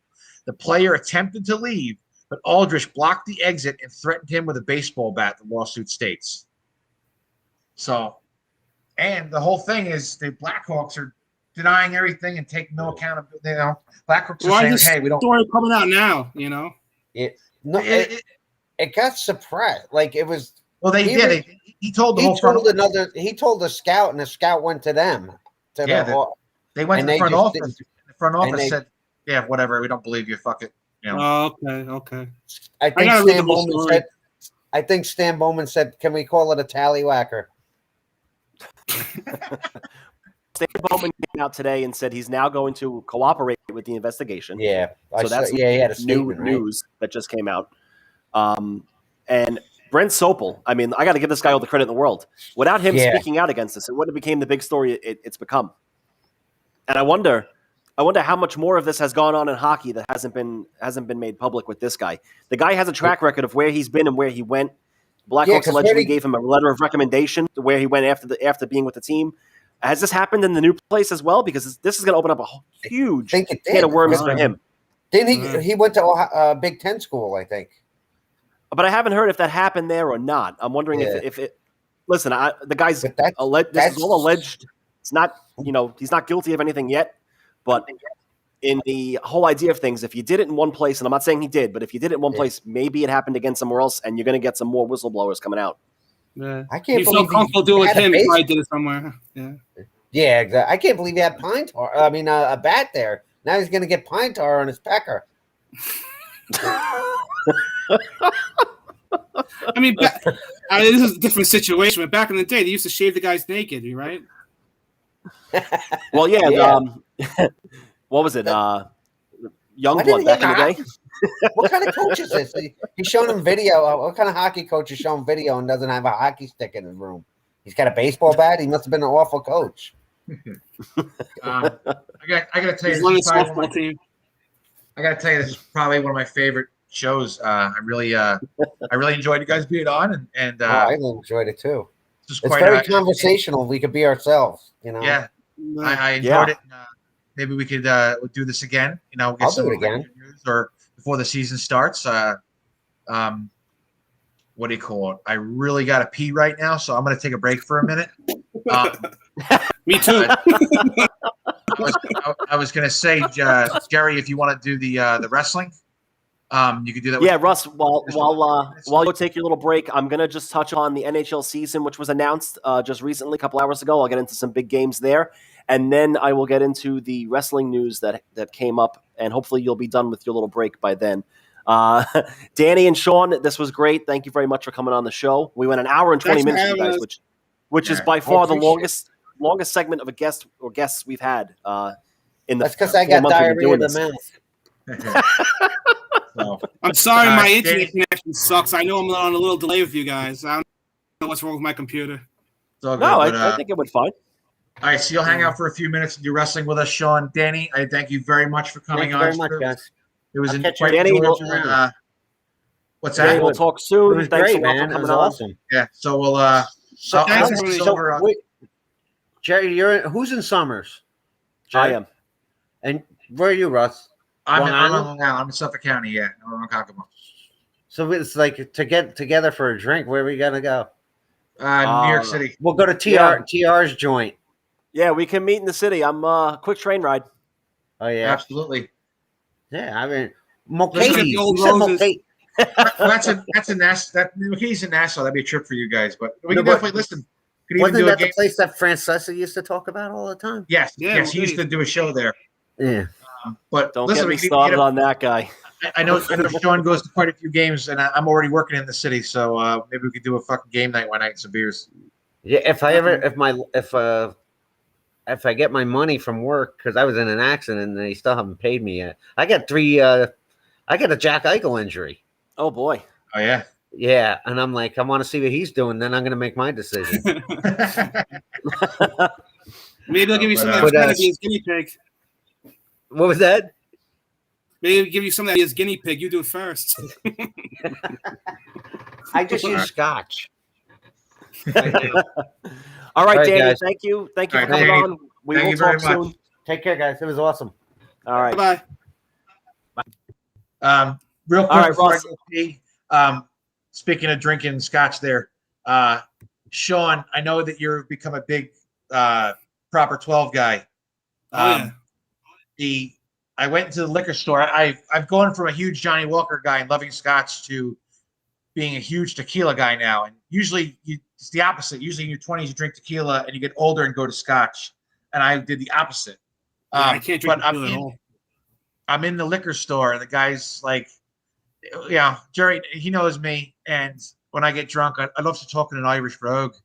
And it comes out quite well, especially when I'm drinking. So I'm in the liquor store, and I hear this guy, "Oi, I see you're in the Scotch aisle. Want you in the whiskey aisle.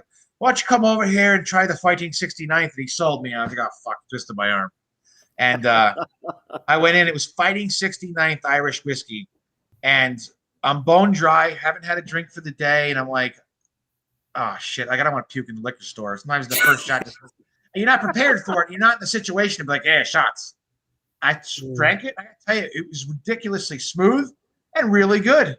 And he's like, oh, part of it goes to like the Irish, fucking whatever, not the IRA, but goes to like some of their vets, whatever, and some sort of charity in the city with Irish people. So, but I recommend that you at least check it out. It was I'll check it out. There's a big distributor by me. I'll check it out. Yeah. the Fighting 69th Irish whiskey was actually really, really, really good. I came back to the car. My wife's like, "How do you smell like whiskey?" I was like, "A guy kissed my arm, do a shot." It's smooth, So- no burn. No, I was surprised. I was surprised how smooth it was. I was expecting the guy to be like, "Oh yeah, it's like $75 a bottle." He's like, "No, it's 28. I'll give you this hat. And I'll give you this." And I was like, I already had a bottle of tequila and a bottle of Screwball, and I'm like, I can't walk out of the liquor store and be like, "Honey, I just spent like $150." So let me go pee. You guys catch up on the wrestling. I'll be back in a minute. You know what? I gotta piss myself. All right, Jerry, you want to do your quick stock thing while we're relieving ourselves for a minute? Yeah, I'll move on Rather to than the stocks real quick. Just All right, I'll take care do of your it. stocks real quick, and then we'll come back and talk wrestling for a minute. We'll do a quick NBA, Major League Baseball, and kind of wrap this up. Yeah, kick All me out right. after the wrestling. All right, so see you guys in a second, but we'll get into the stock news real quick. Just a couple of stocks that we've been talking about past few weeks. D-Man, which is Demand Brands, recently, just yesterday actually, presented at the Emerging Growth Conference, and CEO Ian Dixon released their investor deck, projecting revenues north of $30 million within the next 18 months. The stock obviously took a hit on the news because, of course, what does everybody do when news comes out? Everyone sells. So it was trending roughly around 4 cents past couple of days, week or so. And immediately when the news was released at the conference, the sell-off started. And now it's under 3. For anybody who's invested in this, like I've been mentioning the past few weeks, it is something. They're involved in the marijuana. They're involved in marijuana, and we all know that there's talk of that becoming a federal legalized thing down the road. Any of the marijuana stocks that you do invest in will see a bump once that is finally announced. Right now, it closed today. It's at 0.021. So it did take a hit from the 4 cents it was at. It's roughly down 50%, but it is a long-term hold. I would continue to hold it. Another stock that we've been talking about is TGGI, Trans Global Group Inc. Wow, that's a tongue twister. They released financials last week. They are a multi-conglomerate holding company with a lot of different things under the umbrella. We've gone into that before: pharmaceuticals, liquor, and a couple other things. It's still a long-term hold. In my book, that is stock you're going to see some more news dropped soon. Stock closed today at 0.0023. So a little sell-off from the last week or so that we've been talking about it, but I definitely would keep that one in mind. Also, the gift that keeps on giving, LTNC announced on Friday that the labor business was being sold back to former CEO Ryan Shadle. Labor Smart dropped an 8K last Friday after hours, stating that there was no change in the share structure. Shadle is taking the labor business back private, which does include a bunch of debt associated with it. He paid a $200,000 option to start negotiations with them to get the company back. He also paid about $500,000 for the business. There's going to be a payment which is due right now of $300,000, and then another payment of $200,000 down the line. Debt totals associated with the company are north of $1 million. Word on the street is this will lead to pink current, because now the only thing in the LTNC financials are several months of beverage revenues. The Bears obviously did come out in full effect, questioning the deal. Claims are being made about Shadle running the labor business behind Takeover's back, which I've seen Ryan come out and say that was not the case, and the 8K will be amended to dictate that. People are also questioning why the 8K lists LTNC as a Nevada corporation when they are a Wyoming company. If you do search the Nevada Business Record Secretary of State website, you will see that there are 9 listed companies under LTNC that have a revoked or permanently revoked business status associated with them. People have brought that up as well. Also, if you search Takeover in Nevada, it only lists Mike Holly and Toby McBride as officers of the company. I swear the drama involved with this company week after week, day after day is Emmy worthy. It's worse than Days of Our Lives. It's worse than General Hospital. I don't even watch soap operas, but I do know about them. It's just, like I say, it's the gift that keeps on giving. I do have shares in the company. I am still holding. I am behind this. As much as everyone says I'm not. I'm just giving out the facts and the info as it is put out there on Twitter and everywhere else. we are going to see how this plays out, but you do have Manny Pacquiao now tweeting out some promotional stuff. You do have the CEO who has gone silent. He did retweet something the other day or earlier today about the Manny promotional tweet with the Manny cans that are coming out. I don't know. We'll see how this plays out, but, like I said, I'm involved in it. I do have shares. I know Russ is not involved in it anymore, but we'll see how it plays out. They do have a couple of weeks until the TD Ameritrade restriction comes into place, and there are still about a couple of months. I almost got back in, but I went DMAT. Now I'm down to $400. All right. So yeah, we'll see how this plays out. I mean, Russ, it's something that just keeps coming up. It's unavoidable at this point. I don't know what else to say about it, but let's move on real quick.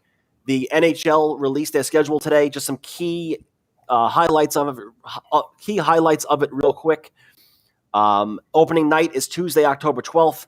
Pittsburgh Penguins will be visiting Tampa Bay Lightning, and they will raise their second straight Stanley Cup championship banner. The Seattle Kraken will play their first game as they travel on to Vegas to have a battle of the recent expansion teams. It'll be the opening night doubleheader, both of those games, on ESPN and ESPN+. The All-Star game is going to be in Vegas, 4th and 5th of February is the dates associated with that. The Olympic break will begin on February 7th and run through February 22nd. If they play. They did agree to return to the Olympics in the last collective bargaining agreement that they re-upped last summer. But again, with the International Ice Hockey Federation and NHLPA having issues in COVID-19, there's also some insurance stuff being discussed. It's going to be up in the air as much as they say, yes, it's happening and the break is put in place. You never know what kind of monkey wrench can be thrown in. You know what's interesting about the All-Star game is that the Pro Bowl is the same weekend in Vegas. I tell you, Vegas is the hot spot. Vegas is a hot spot for sports. It's unbelievable what they're doing, and it's creating a heck of a sports rush there. I love what they're doing. I went to the first game in Vegas. It was insane out there. They're all into it too. You really could do some giant cross promotion with the NFL and NHL, just having a massive, sports weekend out there. Yeah. So also, just throw in the NBA All-Star game too. Make it fucking make the NBA all the skills competition. Like Friday night, you have your dueling hockey and football, hockey and basketball on ESPN, ESPN2. You do your NBA All-Star game like during the afternoon on Saturday, the NHL All-Star game at night, and then your Pro Bowl on Sunday. You have a giant sports and a UFC pay-per-view on Saturday night. Do it. Yeah. There you go. All-Star game, NBA at 12, NHL at 5. And, fucking Conor McGregor re-snapping his ankle at 8. The day drinking involved in that would be epic. Oh yeah. That'd be honest. That'd be a fun weekend, but we don't want to keep you too long, Sean. I'm not really into wrestling as much as I used to be as a kid. If you look behind me, all these DVDs you see, these are all the shows I used to run because I was a promoter for 10 years. So these like all the DVDs I did from back in the day. We're definitely going to have you back on for that. Absolutely want to get into a long-term. You could also you can see if Phil Strum wants to come back on and get him with it. Yeah, that'd be great. You know who Phil Strum is? Name sounds familiar, but I may have to look him up. I don't really recall him. He runs Under the Ring on Twitter, @Under the Ring, and he's a wrestling blogger. He's had a bunch of guys. Name sounds familiar then. All right, so just real WWE held a pay-per-view over the weekend, and John Cena has now returned. Now that WWE is going back to the live events with the crowds, obviously you're going to start seeing some big names appear to get some people back in the building. You now have John Cena, who's setting up a feud with Roman Reigns. Monday night on Raw, you had Bill Goldberg respond. He came out. He's now looking to start an angle with Bobby Lashley. Two big guys, two big draws for WWE. Eventually, you're seeing rumors about The Rock possibly coming back as well. Just give us a quick comment on what you think about the big names coming back and how this is going to play out for them. I don't like it from the aspect that you already know the finishes for the 2 main events now, right? You know, Right. Cena's going back to Hollywood. You know, Goldberg's going Yep. back. So what's the fucking point? Like, Yep. there's no intrigue. It's great to see him, but I can see for the house show business would be good, so you can see the guy. But what's the point of the pay per view? You already know what's going to happen. Correct. You know? And then So it takes me out of it. also big news that was just floating over the weekend on Twitter. You have rumors of CM Punk and Daniel Bryan possibly going to AEW. That is unlimited bankroll, huh? that is the wrestling organization that's backed by Tony Khan, the owner of the Jaguars from the NFL. Ratings have been lingering.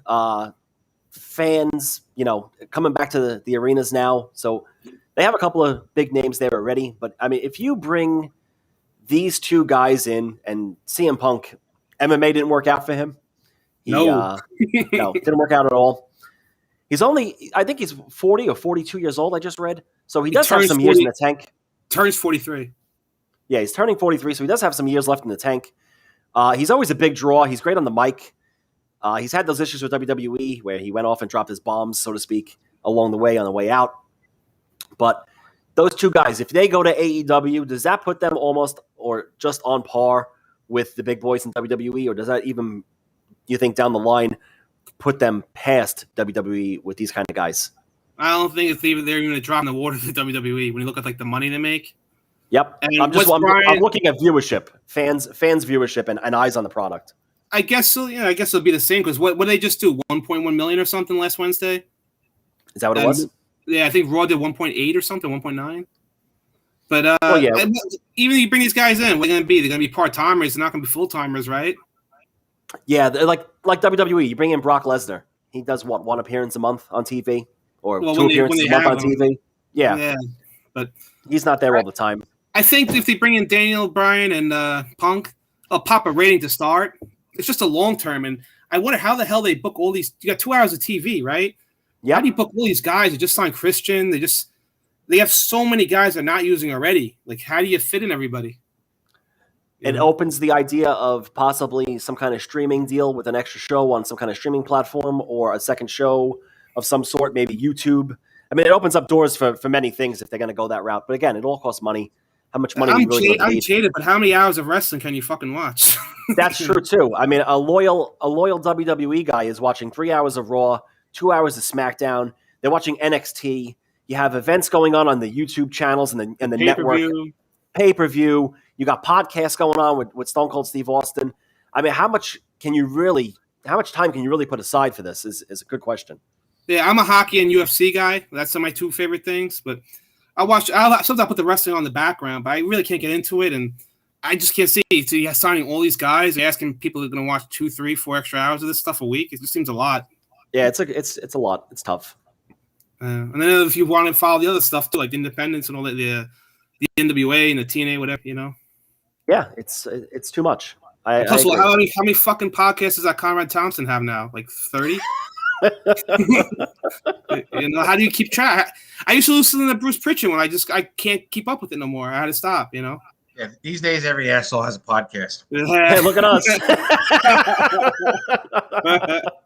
But, all right, Sean, man, great talking with you. Like I said, this is probably my favorite episode. This was a really good conversation. At least I thought it was. So yeah, man, a good time.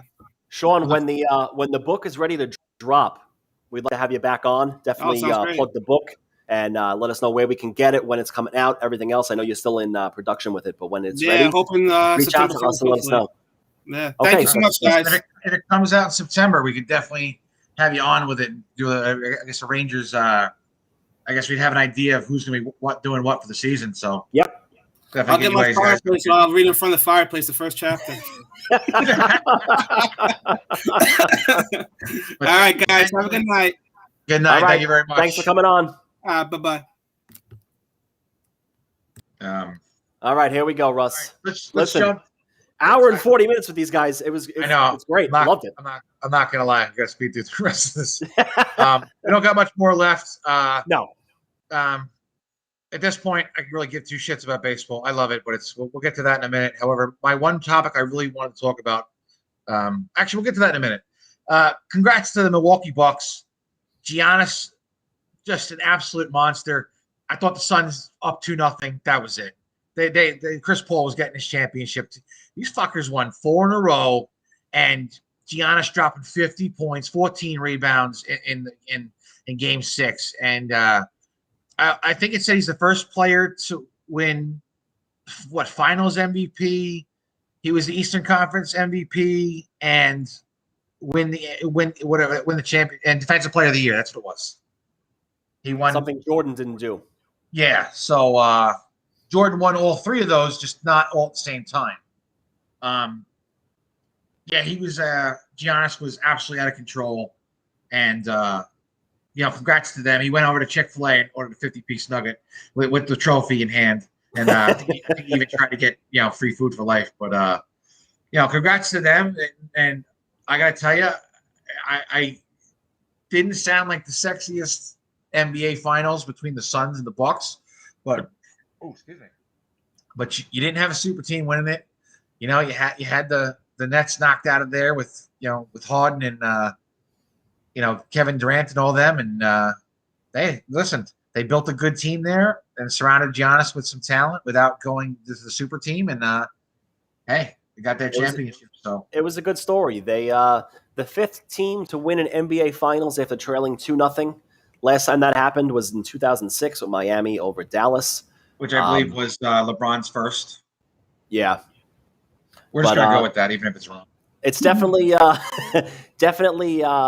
good story. Like we said on a previous show, the 4 teams that were left in the Final 4 of the NBA all had not won a championship in 50 years, about 40 or something. Well, that's the Bucks were a 50-year wait. So congrats to them. And like I said, Giannis has got all the hardware now. So also one last NBA thing: the NBA draft is a week from tonight in Brooklyn.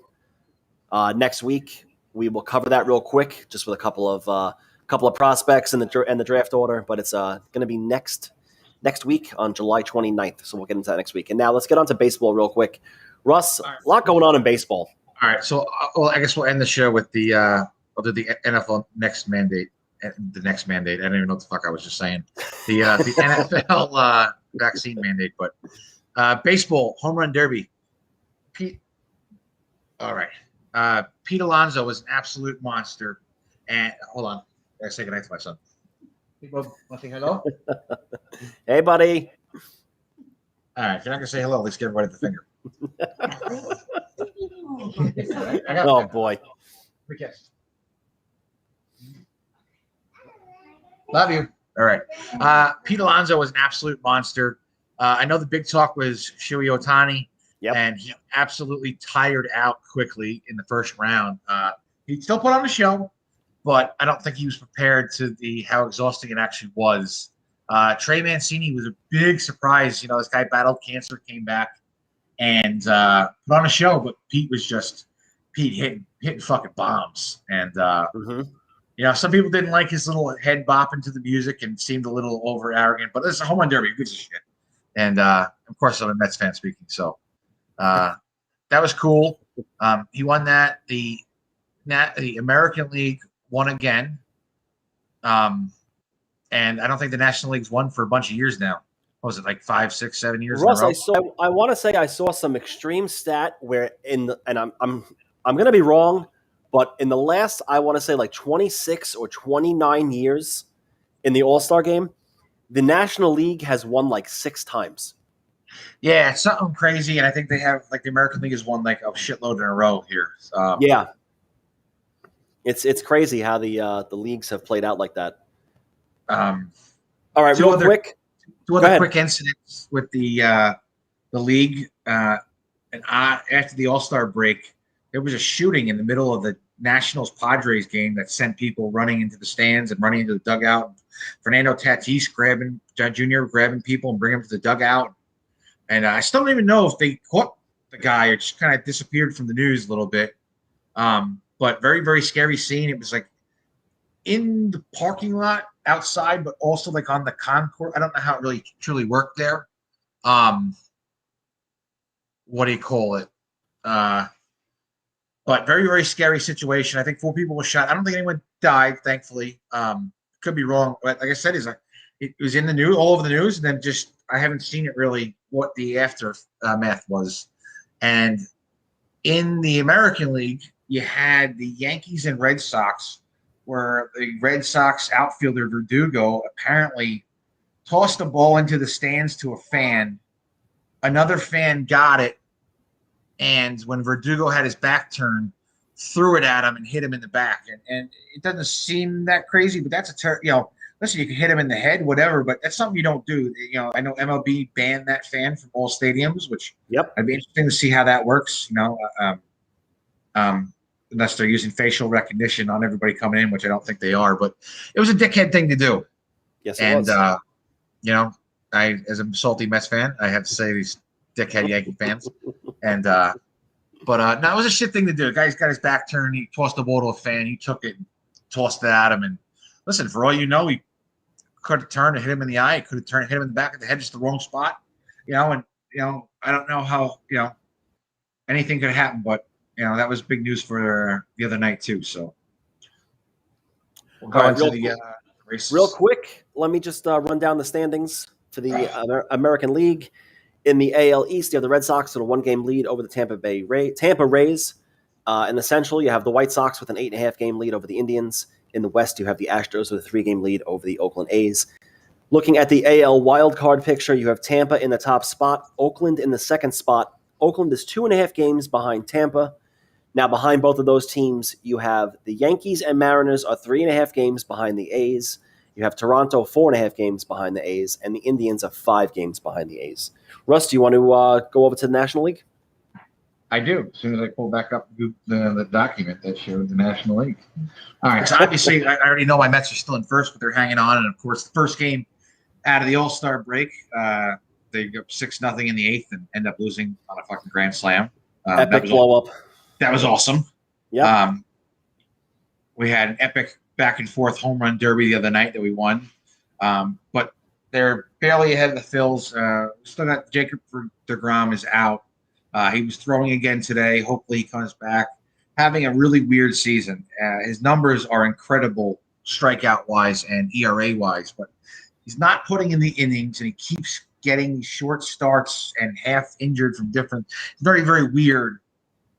Very, very weird. Unless he starts pitching like crazy, longer innings and starts winning a bunch of games, I don't think he's going to win the Cy Young, but he's still going to have these crazy stats. It's going to be very, very odd because his, with his ERA and strikeouts, he's worthy of it again to be nominated, but doesn't have the innings. Like I said, there's a bunch of games where he got wins. He pitched 5-6 innings and just came out. So I don't know what's going to happen there. I know that they're potentially looking into Jose Barrios in Minnesota, who subsequently just traded Nelson Cruz to Tampa Bay. So it looks like they're starting to unload. Moving over to the Central, the Milwaukee Brewers have a 6.5-game lead on the Cincinnati Reds, and that's kind of the division that's in the Midwest that really does anybody care about? No. I mean, we got our buddy Ryan on the show. He's a Cardinals fan, loves him, but does the Milwaukee Brewers really excite you? No. Sorry. But hey, they got an NBA champion now, so they got an NBA champion. Well, then again, you know what? Maybe this is the year. Everything went through Tampa, and now we're transferring over to Milwaukee. Yep, the Brew Crew. Here we go. Jump on that bandwagon. But the NL West, San Fran with a 2-game lead over the Dodgers, and still the Padres. This really is a 3-headed just. It's quite the race. It's sad that one of these teams might not get in or whatnot to the playoffs, but it's quite good. You got but even though the Dodgers are trailing the West, they do lead the wild card. Padres are 3.5 games behind the Dodgers, and what do you call it? The Reds 6 games out. The Cardinals and Phillies are 7. I don't see the Cardinals and Phillies coming back. They're pretty much out.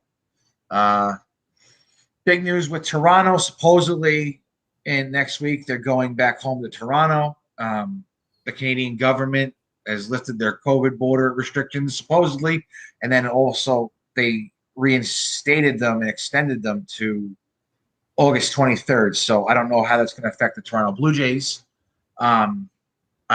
Maybe it might delay them coming back. I don't know. I don't know how the Might- scheduling will work. Might be a sports exception of some sort. I'm sure it's going to get worked out, though. But you're going to have possibly some fireworks on July 30th with the trade deadline at 4 o'clock. Yep. Pretty much we're looking at Chicago Cubs potentially blowing it all up. I mean, listen, they got their championship, and I guess now it's time that all these guys are maybe it's time to just restart. So, like I said, if Minnesota already started blowing it up, you got Jose Barrios possibly available, Byron Buxton, Josh Donaldson. We could see, what are the Nationals going to do? Maybe they let Max Scherzer go. They got their title. Maybe it's time to start over there. Could Joey Gallo be moving? Eduardo Escobar. They all could be moving. So we'll see who's buyers. I would think the Mets will be buyers. The Dodgers, the Padres are all running in for a race. Maybe an outside chance the Phillies or the Braves. The Braves lost Acuna, but then they ended up acquiring Jock Pederson.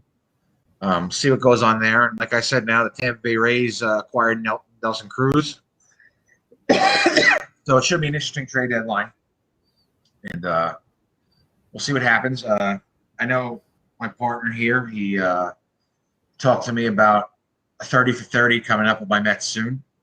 Yeah, they just released that news the other day. ESPN is doing a 30 for 30 called Once Upon a Time in Queens. It's going to cover the 86 Mets, a 4-part documentary on September 14th and 15th on ESPN. Definitely going to be something to watch as Met fans are going to rejoice in the 86 championship run. Yeah. So I guess we'll end the show with the NFL news. The NFL came out with a new mandate that if you have a COVID outbreak that's linked back to unvaccinated players, you will force to forfeit a game. And it's their way of forcing players to get vaccinated. And it's Opens up Pandora's box. It's a really tough spot. I don't care if you got vaccinated or you don't want to get vaccinated. It's your choice. And, I'm perfectly fine with any of it, but it's a tough spot here because these players make millions of dollars and have a team of people and thousands of fans that spend hundreds of millions of dollars on the team. It's a really tough spot to force somebody to take a drug that's still not FDA approved, and force it to them. But on the other hand, if you forfeit a game and lose, they're saying that nobody's gonna get paid. This is now fucking with their money. Yep. And it's a really tough decision. And I know one of the big proponents of it was Cole Beasley, who didn't want to get vaccinated. And that's his choice.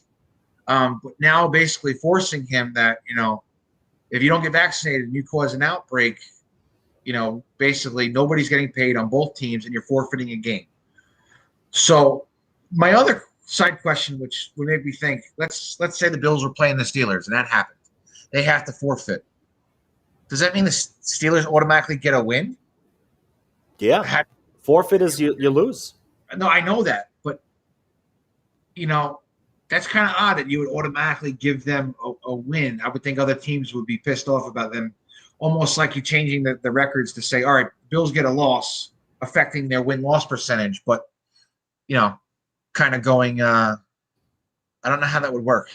I didn't really think about that. Like, you would think, obviously, you have to give them a win, but then I would think other teams, let's say you lose out to the Steelers by one game, and their one-game win was a forfeit.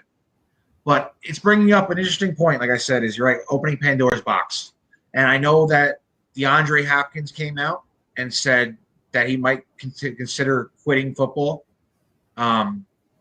Jalen Ramsey was saying that it's a personal decision, not on him, but if a teammate caused the forfeit, but he believes it's their choice, that he fans will be mad, but he wouldn't be mad at them. It's their personal choice to not get vaccinated.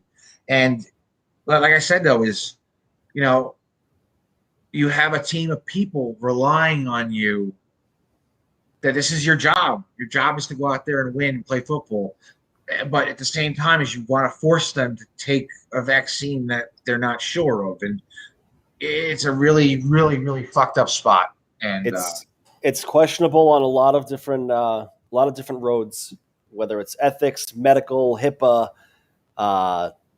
just forfeits and records and playoffs and fans. I mean, people who travel. I mean, you have the umbrella of things this falls under is huge. I mean, TV wouldn't be broadcasting a game. I know it's. I can understand not the big thing either, but still.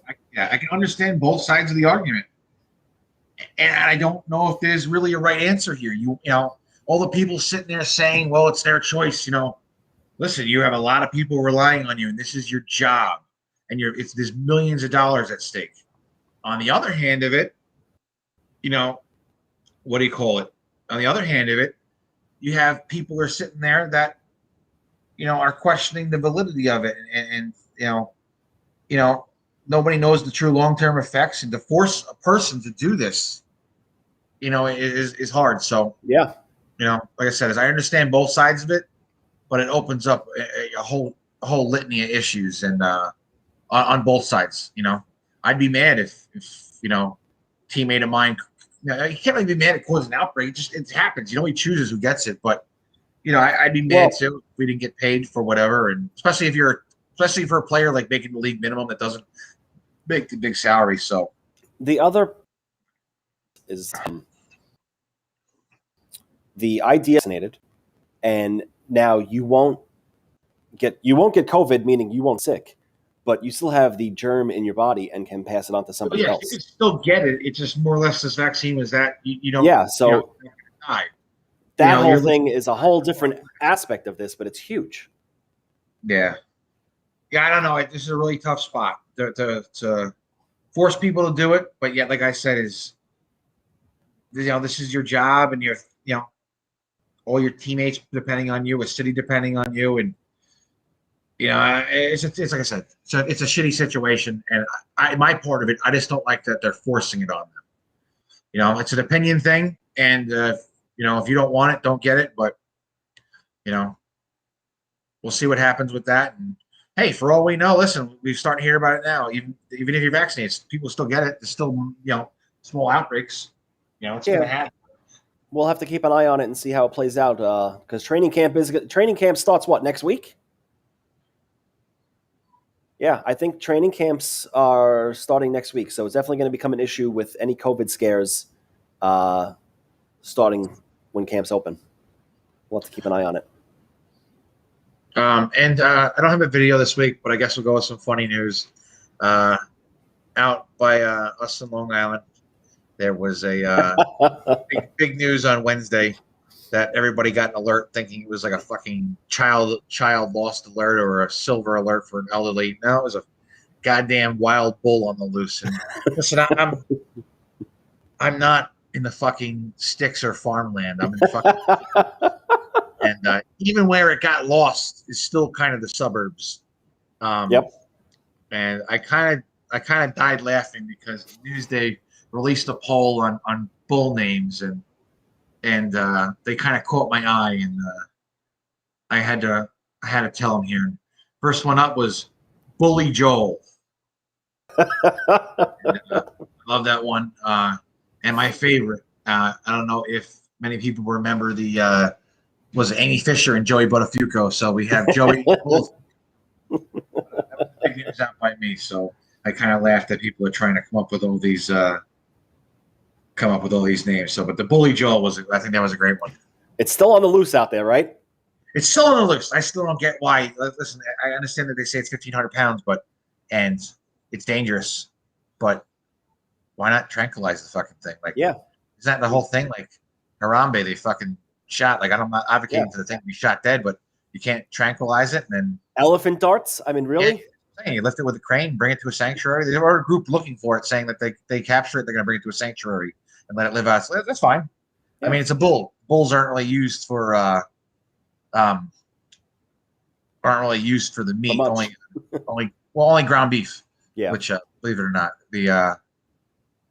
which I didn't even know that until the other day. I thought they weren't eaten at all, but they are. And But yeah, I kind of like can't use a tranquilizer. But yes, this about my mate is a fucking wild bull on the loose. So you'd think we'd be living in Montana or some shit. Nope. All right. All right, this is going to put a wrap on episode 16. This was a longest one and probably my favorite one. So this was a good one. I could talk hockey all day and night. You know that. I do know that sitting in one of my kitchen chairs for 2 hours, though, my back's ready for a backiotomy. So. All right, we'll be back next week with episode 17. Stick to the Twitter page, and we'll update you on episode date, time, and guest if there is going to be one. We will get into a bunch of stuff next week. A replay of this is always available on our YouTube channel at the E.A.T podcast. And tomorrow, the audio from this will be uploaded to our Spotify channel as well. From New York, have a great night. Have a great week, and we'll see you next week. Russ, take care, buddy. We'll see you next week, all right? Later.